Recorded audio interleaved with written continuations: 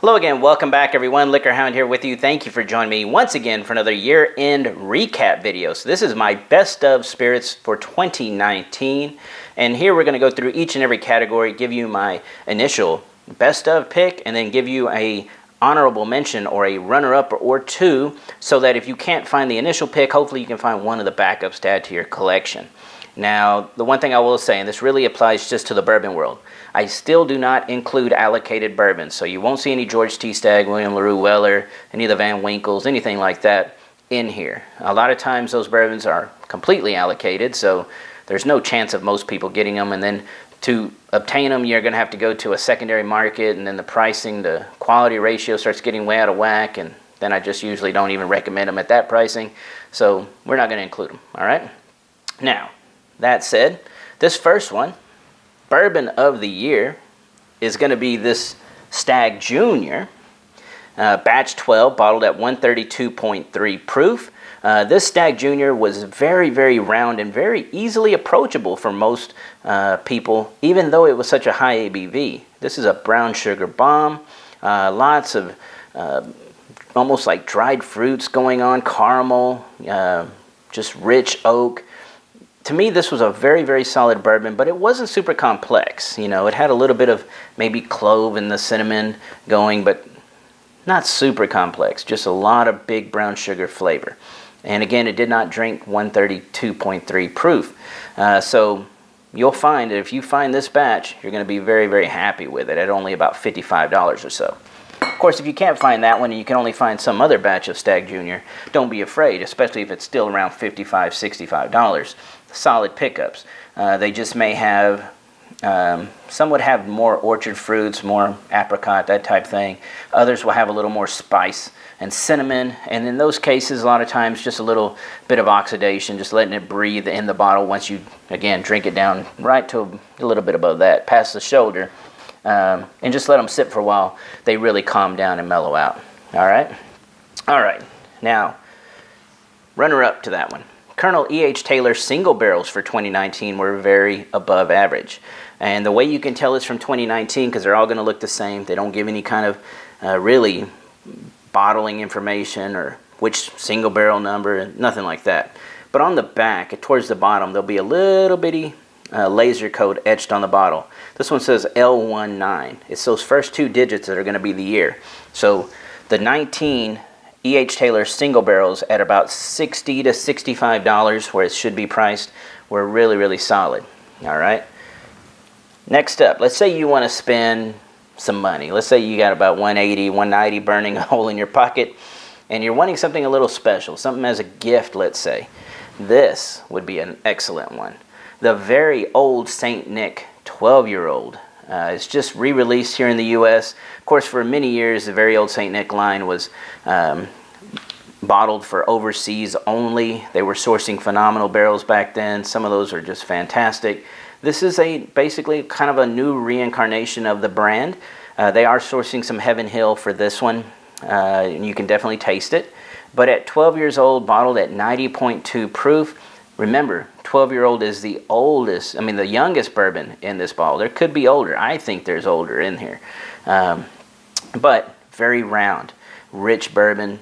Again, definitely has some of that Heaven Hill nuttiness going on in it, but you get a good balance of oak, fruits, viscosity, that type situation. Matter of fact, given where Old Rip 10 is, and maybe even some of the Lot Bs, this would be right there with them. All right, that's a bold claim, I know, but it's true. All right, Pikesville Rye, gonna be my rye whiskey of the year. Once again, Pikesville does it. You know, if it's not broke, don't fix it, right? This 110 proof rye, retail pricing on it's only about $43. At least 5 years old, is phenomenal. You can sip it neat, no problem. If you want to mix it in a cocktail, you can. It's only $43. But actually, this runner-up would probably be better if you're going to mix a cocktail with it. Old Forester Rye as my runner-up. Only $23. Very young rye, but good flavors. There's nothing off in it to me. If you're looking for the dill, you're not going to find it here. This is more of a traditional, like a baby Saaz situation, a little more younger characteristic than even some of those sometimes. But for $23, phenomenal pick. All right, Knob Creek Cask Strength Rye. If you want to spend a little more money, maybe about $70 to $85, these fluctuate. This Knob Creek Cask Strength Rye Whiskey is going to be the way to go. They did a release last year. I want to say it was bottled at 119 last year. This year's is 127 proof. Very, very big ABV, and it actually tastes like it because there is a lot of rye spice going on. So when you get that high of ABV, it's going to be a little biting. I tend to find this one loves water, so I was very happy. This was actually what made it make this list, was the water. Because once I added water to this one, it really started to shine, and that's how it made the honorable mention here. All right, Scotch Whiskey of the Year. I did not break it up into regions this year because some regions were really lacking, and short of me going into some single casks and stuff like that, which again just gets too hard for everybody to find, didn't want to do it. So this year I'm just going to keep it real simple. We're going to do peated and non-peated single malt Scotch of the Year. All right, for my non-peated single malt of the year, it's going to go to this Glengoyne 21-year-old. This 21-year-old, very nice and viscous, gives you a little cocoa tones, lots of dried and orchard fruits in it. Very fruity. It's almost like a fruit bomb to me, but great quality in the Glengoyne 21. Retail price, about $160 for that one. It's not cheap, but prices keep kind of creeping up on everybody, right? All right, if you can't find that one, maybe you see this one on the shelf. The Bunnahabhain Brandy Finish. This is like a 13-year-old. It's 11 years in ex-bourbon barrels and gets a 2-year finish in the brandy casks. At a retail price of around $100 to $110, somewhere in there. It is really, really nicely finished single malt. Now it isn't, a lot of people will think Bunnahabhain's peated. It's not, this isn't peated, all right? This one is more on the sweet spectrum. It definitely is not as rich and dense as the old Pedro Jimenez finish that they did a few years back, but it's a close second to that one, all right? Now, if you can't find either one of those, another great line, GlenDronach. The GlenDronach 15 for only $90 is a solid pick. And a matter of fact, there's some big names out there around 18 years old that their quality isn't quite what it used to be. And I would happily take any of those three over them right now, okay? All right, now moving on to peated single malt of the year. We're going to go to Laphroaig.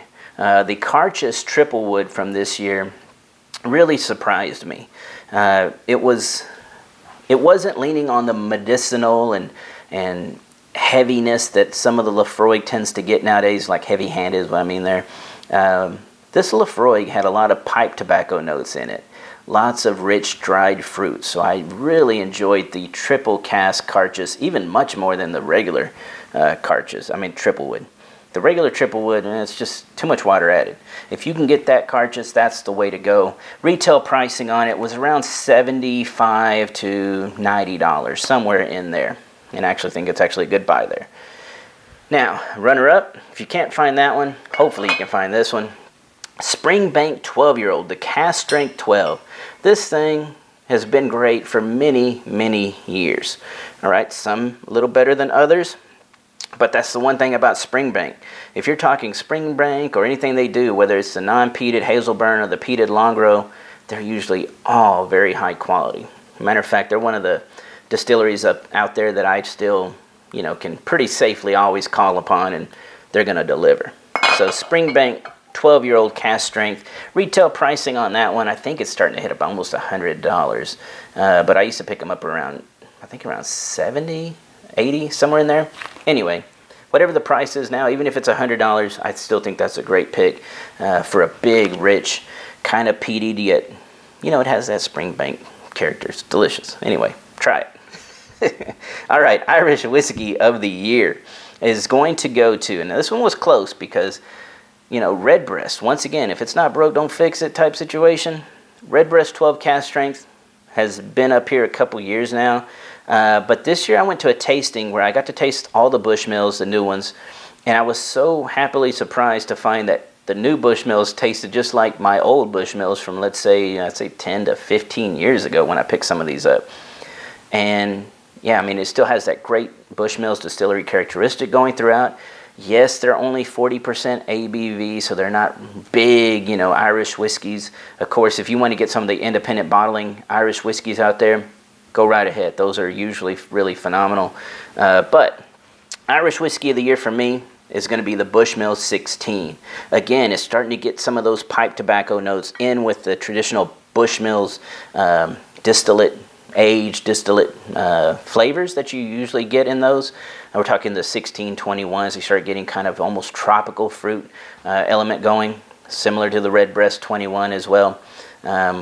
Retail pricing on it's about, for that one, I believe it was about $90 to $100. So the pricing is getting kind of steep. They are starting to push that boundary, but I'm just so happy that their quality has maintained throughout the years, that's going to get the call there. Runner up, the one I spoke about, Redbreast, 12-year-old cask strength.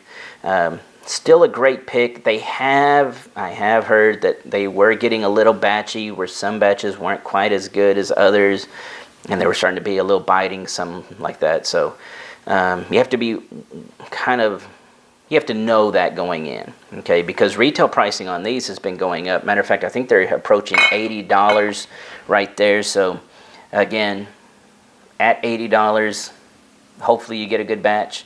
I would say for the most part you are. I think you have probably about an 80% chance you're going to get a good one. Now, if you happen to see a Redbreast in a little bag like this, that's what you should be looking for. If you're looking for spending, let's say, $150-ish on an Irish, something that's very special, the Redbreast. Small batch cask strengths that are bottled for stores, okay? So that's what they're starting to do now. These have been phenomenal. I've had a Masters of Malt that was like, that was like a $250 bottle, and it was awesome, okay? This one was a store pick for a store here in the U.S., and it was only about $150, and it is equally impressive as the Masters of Malts was. And so if you happen to see those, again, red bag, and you have $150 to spend, you can safely spend it there. Now, another bottling that I still see on shelves occasionally is their Lustau bottling, and of course Lustau is a famous sherry house, so they had some quality sherry barrels to age that Redbreast in. Those are only about $70. Very, very good. Not as viscous as the store picks, but great pickups nonetheless. So if you happen to see that out there, feel free. Redbreast, very solid line throughout. All right.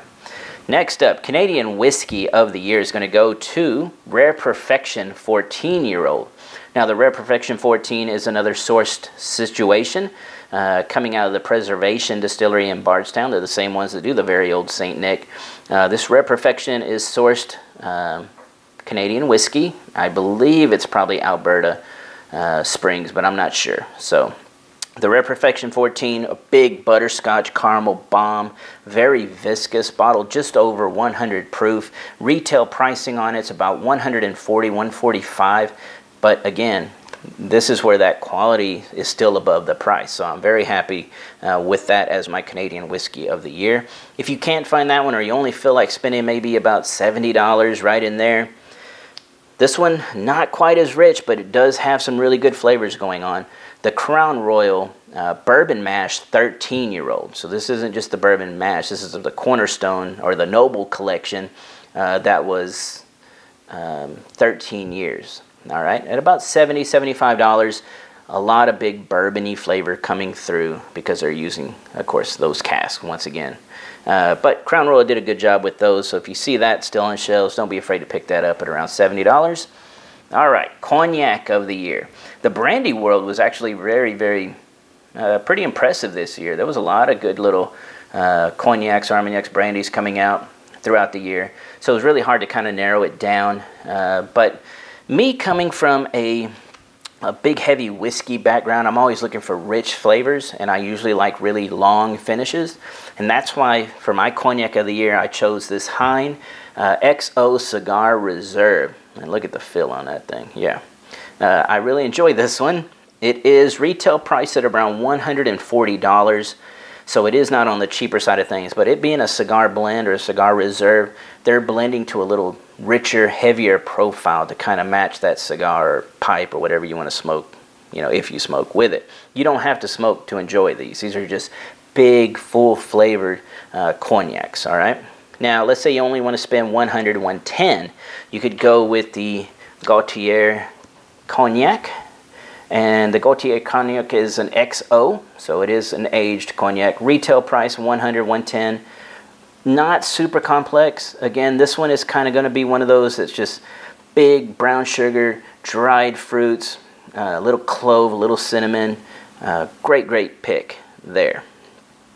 Now, if you don't want to spend over $100 that those two are going to call for, but you still want a cognac, but you're coming from a whiskey world and you like that big heavy flavor that these are developing or giving, then you could go this route. For only about $55, the Louis Royer cognac for Force 53. So it's a 106 proof cognac, and it is very full flavored. Now this is made to be used in cocktails. That's why the higher ABV, because you can blend it and it's going to just hold itself and present itself very well. But I have found that if you want to sip it and just add water yourself, it works very well. Now, when I was in France last year, the one thing we found was that a big cocktail that everybody seemed to enjoy over there was actually ginger ale and cognac. And so this would work very well in that, or even just soda would probably work with this one. All right. Now, Armagnac of the year. This one was phenomenal. This is the Armagnac line. This is known as Mars, was the name of this bottling. They also did Venus and so on. These were sourced casks that were aged. This one was aged 38 years, if I remember correctly. Yep, 38 years for this one. Retail pricing on it was only $125-ish, $130, somewhere in there. Really inexpensive given the age on it. Now, the one thing I will say about the Mars was it was aged entirely in a single cask. So usually they'll take them out and they'll kind of put them in more used barrels to kind of slow the tannins and stuff like that. They didn't do that for this one. They just let it roll 38 years. It is big and tannic, all right? So a little goes a long way here. It's not something, this line I would say is not something you need to buy a lot of. Just a bottle or so, probably get it done, because they, like I said, they last a very long time. So if you see any of those rare Armagnacs, feel free to pick up that line. If you don't and you can't find those, don't worry about it. The Delord's got you covered, right? The Delord, this happens to be a 1977, a 40-year-old Delord. Retail pricing for this 40-year-old was only like $120, $125. So even more value here. It does, you know, they're all usually bottled around 40%. They do a cask strength bottling. And pretty much any of these you can feel safe going with, because whether you're getting the cask strength version or just an XO or a 25-year-old or even a 20-year-old, they're all great, okay? Just whatever price you can afford in the Delord line, you're going to be pretty happy with. The only thing to note is that they love to breathe. So if you open that bottle and you don't really dig it right away, just get it right past that shoulder and just let it sit for a few months maybe. I know there's been one that takes a year to get where it needs to be. That's only one. The majority of these take maybe about a month to 3 to get where they need to be. So again, Delord Armagnac, fantastic buys. All right, now for brandies. These are just, you know, coming out of California here. This one's coming out of Kentucky, and 2 out of Kentucky actually. But for brandy of the year, it's just going to go to California's Germain Robin. The Old Havana brandy is very solid. Now this one is getting very hard to find. I did search online. There is a couple stores that still have it. Retail pricing about $140, $150, so it's not cheap. I want to say the age on it's somewhere around 10 years old on average, 10 to 12. It's not super old, but they don't state anything about that. but very, very good. It definitely has some really nice, rich characteristic going on that one. If you can't find that one, maybe you can get this one. I'm pretty sure you can find this one. The Copper and Kings, and we're just going to call it the Butchertown. This is actually a single barrel for Benny's, but the Butchertown is bottled at 125 proof. You can find it at pretty much everywhere. They're doing really good blends in it. Of course, these single barrels can be phenomenal. I've been reviewing a lot of these on Patreon, where I'm doing a review a week over there, and there was a single barrel there that was amazing. There's been some other brandies, again, showing very, very well. But if you can't find the Butchertown and you're at that Total Wine or you're at some other store and they have a single barrel selection, look into it, because those are running about $70, and they're just can be way over the top, big, rich flavors. Of course, the ABV 125, 126 is huge for those, so a lot of flavor going on. Now, here's one that I tasted recently, and I was just like, what is going on? When I saw the label, I'm like, what's happening? Christian Brothers, which is owned by Heaven Hill, has released this bottle called the Sacred Bond, and it's a bottled in bond brandy, the first ever bottled in bond brandy, aged 4 years in ex-Heaven Hill barrels, bottled at 100 proof. It went along the same treatments that all bottled in bond bourbons go through. Now, the one thing I will say is that it being bottled in bond, technically, there shouldn't be anything added. No sugars added, anything like that. But in the cognac and brandy world, actually, you're allowed to add some sugars and stuff like that, and coloring. And this one, I'm not sure if they do or don't, but I will say, on the palate, it is rather sweet, okay? So there's a ton of pears going on this one. So if you like, let's say peaches, apricots, pears, like especially like those canned pears that you used to get in those fruit, canned fruits or fruit cups, you're probably really going to like this one. But again, it is sweet. Now, they are making this really to blend with more so than to actually sip. But try it both ways. At only $25-ish for this bottle, I actually think it's a pretty unique brandy to add to a collection. Of course, again, if you're going to make a cocktail with it, it may be too sweet for ginger ale. You could try it. I haven't tried it yet. But soda would probably definitely work with it. All right. Rum of the year. This is going to be more of a line than an actual specific bottle, okay? Because as much as I love this bottle, and I do, the Habitation Velier coming out of Italy is an independent bottler that is sourcing rums from around, different areas, different islands. And this happens to be Barbados, the Foursquare 2013. It's only about a 2-year-old rum aged in cognac casks. So yes, you saw that right. That means this should have come out in around 2015, 2016. Did not get to Texas till 2019. All right, whatever. I don't know what happened. But really, really dense, heavy rum at only 2 years old. Retail pricing on it was roughly about 100, 110. They do different ones. The prices can range anywhere upwards of 150, I believe. But very, very solid line. They're almost following the footsteps of Samaroli when he was bottling independently, doing very good selections. So keep a lookout for that line. Doing well. Now, let's say you don't want to spend $100. You only want to spend $25. Then maybe another Barbados rum coming from Richard Seals, the R.L. Seals 10-year-old rum. $25, good rum. Guaranteed there's no sugar or anything added to either one of these because they're coming from Barbados, so they're not allowed to. So you're not going to get that syrupy, sugary rum here. You're just going to get really nice, straightforward, well-balanced rum for the most part in both of those. This one's just much more of a brute. Okay, now we're moving on to Tequila of the Year. This one got very close, and I thought the runner-up was going to be the easy winner.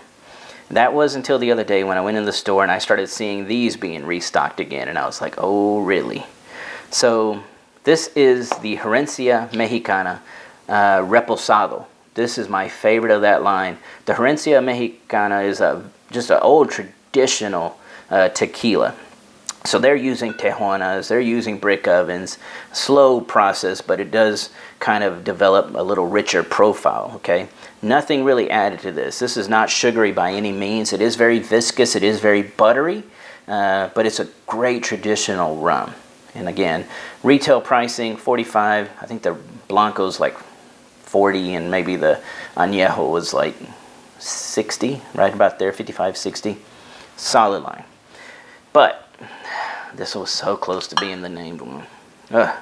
El Padrino Extra Añejo. And yes, this is a 1.75 liter bottle of it. And that's because I really enjoy it. Now, is it as done as traditional as that one?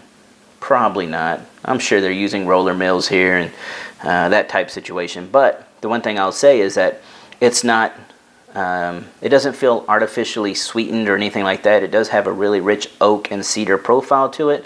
Lots of cocoa, lots of baked agave.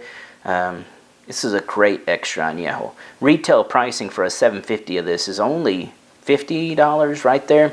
And the 1.75 is usually about 100. And you can catch them on Total Wine had it for like $10 off one time. So I think I was picking these up at 90. So anyway, don't be afraid of the El Padrino line. The Blanco, Reposado, Añejo, they're all great and not too expensive. So that's going to be a honorable mention. Now, Mezcal of the year. This whole line, this Alapus line, is very solid. But this bottling specific, this Edición Especial, special edition, which it is, retail price on it's about $65, $75, somewhere in there. Great bottling, okay? But if you can't find this line, don't be afraid of any of the others. You know, the regular Espadín and some of their other agave variants, all very solid throughout that line. Prices vary, but again, this one specifically was about $65, $75. You know, that's the one thing about mezcals nowadays, that there's a lot out there. A lot of them are really expensive.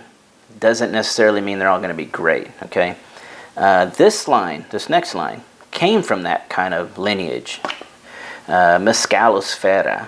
Now, this one was a little expensive initially. When they first came out, they were all wax dipped. Of course, this is the name of a famous Oaxacan mezcal bar. They are very detailed in their bottling. So they give you every detail from where it came from, who made it, how long it was distilled, what type of distillation pot. Was it clay? Was it stainless copper? You know, it tells you pretty much everything you need to know on it. And the type of agave used, how it was cultivated, was it wild, and how old it was. Just tons of information. Love that about this line. When they were wax dipped, some of those real rare ones can be like $200. But now I'm starting to see them around 100. And, you know, they're all different. They'll use different types of agaves, but that's a very, very solid line to add to your collection. And again, gives you every detail you need to know. All right, moving on. Vodka of the year. Once again, the vodka and gin are going to be very similar to my rye whiskey in that it was so hard to beat the champ. All right, so the champion, once again, is Beluga Transatlantic. I'm still picking these bottles up for $30. They're still out there. Great vodka. Very clean, and yet has a lot of kind of a good viscosity, creamy, almost vanilla malt character going on throughout, but it feels very clean on the finish. So it's a very solid sipping vodka. Of course, you could mix it at that price point. It's not much different than the standard Beluga. So if you see the white label, just regular Beluga vodka for around $28, $30, very similar vein, all right? Now this one, my runner-up, could have been up there, is the Reyka, coming out of Iceland. The Reyka, this is a 1 liter bottle, by the way. That, again, shows you how much I like it. It is worth picking up in a bigger volume. But it is a more, again, fuller flavored vodka. Pot distilled, lava rock filtration. They talk about all kinds of things like that. But good vodka coming out of Iceland in that one. Retail pricing on that one, I want to say, is about, I think it's about $35 for a regular size, and maybe about $55 for this size. But worth it, in my opinion, for the Reyka vodka. All right, gin of the year. Once again, Oxley London Dry. Hard to beat this London Dry. It's a small batch product. They use, I want to say they use like a vacuum cold press method of releasing the botanicals. So it's kind of unique, kind of high tech, but hey, I'm not really concerned with all that. What I am concerned with is the finished product. And this one just finishes very clean, gives you a nice hit of juniper, a little citrus, but more is, I love how it finishes so clean without giving you any of that rubbing alcohol, none of that burn or anything like that. Runner up, honorable mention, Great Well Gin. Once again, still drinking fantastically. It is a little harder to find than Auxly, but you know, they're more locally sourced product. They're using, you know, limes from California, sweet almonds from California, harvested sea kelp off the California coast, stuff like that in it. So it is a little more unique and a little more flavorful than Auxly, but a little harder to find for that one. Now, when I'm mixing a martini for people, another one that works for most collections, Monkey 47 gin. This is a super flavorful, almost floral gin that is almost too strong by itself. I find it's almost best used in conjunction with something else. So if you have, just pick a London Dry and you're making a martini, just substitute just a little bit of the Monkey 47 in for the regular gin that you're using, and it works wonders. Anyway, I hope you enjoyed this video. Thank y'all for watching and being with me, you know, another year once again. Really appreciate that. Of course, if you felt there was something else in here that could have been in here, feel free to leave it in the comments. We all learn from each other. There's no wrong answers. Everybody's palate's different. So, you know, this is more of just a little rough guide type situation and stuff that I found that I enjoyed throughout the year, and I hope you will as well. Of course, feel free to join me over at my Patreon channel, patreon.com/liquorhound. I am upgrading the tiers as we speak. So this coming year, 2020, there's going to be a lot of incentives to become a patron over there. Of course, you're going to get the review a week. That's going to happen as it's been happening. But yeah, check out the incentives. Go over to patreon.com/liquorhound. And of course, keep leaving all those great comments. I always appreciate them and appreciate the support. Thank y'all for watching. Cheers to another good year. Y'all have a great evening. Thank you.